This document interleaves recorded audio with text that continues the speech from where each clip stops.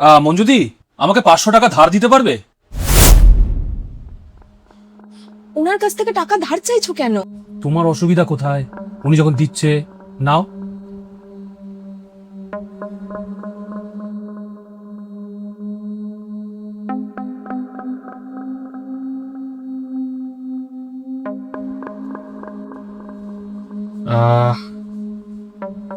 এবার ঠিক আছে।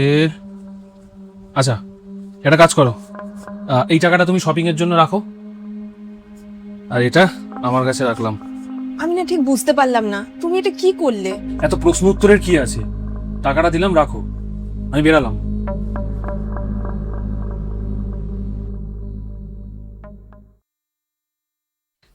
পূজা, বলছি মঞ্জুরির স্যালারি এটা ওনাকে দিয়ে দিও, ঠিক আছে? আর বলবে কি যে এখান থেকে 1000 টাকা আমি কেটে নিয়েছি। যদি জিজ্ঞেস করে কেন, বলবে আমি ধার নিয়েছি, আর সামনের মাসে দিয়ে দেবো ওনাকে, এটাও বলে দিও। অভি, তোমার কাছে তো অলরেডি টাকা আছে, তাহলে তুমি মঞ্জুদির টাকা থেকে টাকা কেন কাটলে? এটা তো মঞ্জুদির মাইনার টাকা। দেখো, যেটা বলছি সেটাই করো, ওনাকে ওনার মাইনের টাকাটা দিয়ে আসো, আর ধারের কথাটাও বলে দিও, ঠিক আছে? কিন্তু অভি, তুমি বলছি তো যাও, দিয়ে আসো, এত কথা বাড়িও না। মঞ্জুদি, তোমার স্যালারি এই মাসের। মঞ্জুদি, বলছিলাম কি যে অভি না তোমার এই স্যালারি থেকে 1000 টাকা কেটে নিয়েছে, ধার নিয়েছে অ্যাকচুয়ালি। যে টাকা পেয়ে যাবে ও তোমাকে দিয়ে দেবে বলেছে।